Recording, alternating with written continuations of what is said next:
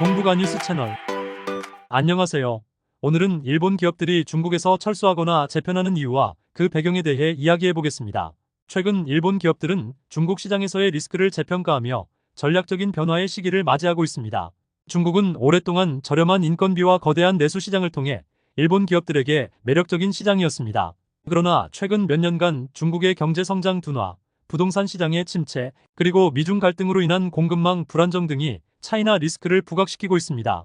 이러한 상황에서 많은 일본 기업들이 중국 시장에서의 미래를 재검토하고 있는 것입니다. 특히 제조업 분야에서 철수하는 기업들이 증가하고 있습니다. 예를 들어 닛산과 미쓰비시 자동차는 중국에서의 생산량 감소와 전기차 시장에서의 경쟁력 약화로 인해 현지 합작회사를 해체하고 철수를 결정했습니다. 일본 자동차 업계는 전반적으로 중국에서의 점유율이 하락하고 있어서 다른 지역으로 생산 거점을 이전하려는 움직임이 활발합니다. 반면 서비스업과 같은 특정 업종은 여전히 중국 시장에서 기회를 모색하고 있습니다. 특히 일본식 레스토랑, 요양 서비스 등 B2C 산업에서는 중국 내수 시장을 공략하려는 시도가 이어지고 있습니다. 이와 관련 일본 기업의 중국 시장 진출 및 사업 방식 변화에 대하여 일본 야후 재팬에 올라온 글을 요약하여 노란색으로 표기하였으며 다음과 같이 함께 보시겠습니다. 일본 기업들이 오랜 기간 동안 중국 시장에서 활발히 활동해왔지만 최근에는 철수하거나 사업을 축소하는 움직임이 뚜렷하게 나타나고 있습니다. 그 이유와 그에 따른 변화는 무엇인지 함께 알아보겠습니다. 일본 기업들은 지난 몇 년간 중국 시장에서 성공적인 성과를 거두어왔습니다. 저렴한 인건비와 거대한 내수 시장을 바탕으로 일본의 제조업, 도매업, 서비스업 등 다양한 산업이 중국에 진출해왔죠. 하지만 2020년대 들어서면서 상황이 달라지고 있습니다. 이번 글에는 일본 기업들이 왜 중국에서 발을 빼고 있는지, 그리고 앞으로 어떤 전략을 취할지에 대해 이야기해 보겠습니다. 2024년 6월 기준으로 중국에 진출한 일본 기업은 약 13,034개로 파악되었습니다. 이는 2012년 피크였던 약 14,394개에 비해 9.4% 감소한 수치입니다.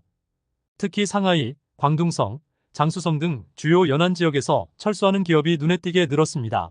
상하이에서만 최근 2년 동안 982개사가 철수해 16.3% 감소했죠. 이는 중국 정부의 정책 불확실성과 경제 둔화, 그리고 미중 갈등이 직접적인 원인으로 작용했습니다. 최근 일본 기업들이 가장 우려하는 부분은 이른바 차이나 리스크입니다. 중국 정부의 반스파이법 개정으로 인해 외국 기업들이 중국 내에서 자유롭게 활동하기 어려워졌습니다. 또한 미중 갈등이 심화되면서 공급망이 흔들리고 일본 기업들에게 불리한 상황이 발생되고 있습니다. 이러한 리스크는 단순히 경제 문제가 아니라 정치적 리스크까지 포함되어 있어 기업들이 더 큰 불안을 느끼고 있습니다. 전통적으로 일본 기업들은 상하이, 광둥성, 장쑤성 등 연안 지역에 집중되어 있었지만 최근에는 내륙으로의 진출이 늘고 있습니다. 특히 산시성과 같은 중국 서부 지역에서는 소폭이지만 일본 기업 수가 증가하고 있습니다. 이는 연안 지역의 비용 상승과 경제 성장 둔화에 따른 전략적 변화로 볼 수 있습니다.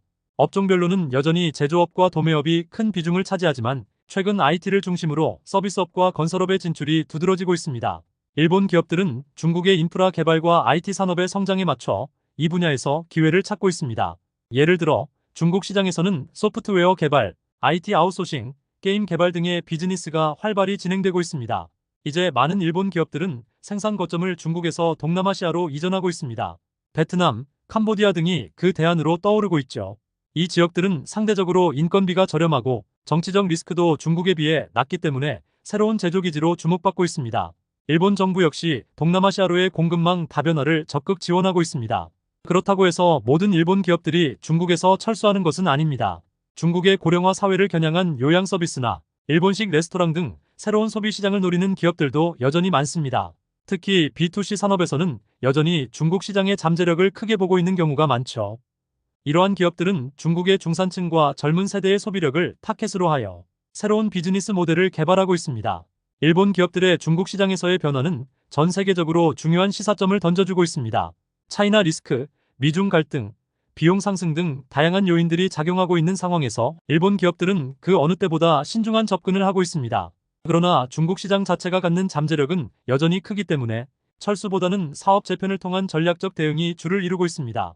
다음은 이 글에 대한 일본 네티즌의 댓글 반응입니다. 1980년대의 중국은 인건비도 낮고 치안도 비교적 좋았으며 무엇보다 시장의 규모가 매력적이었습니다.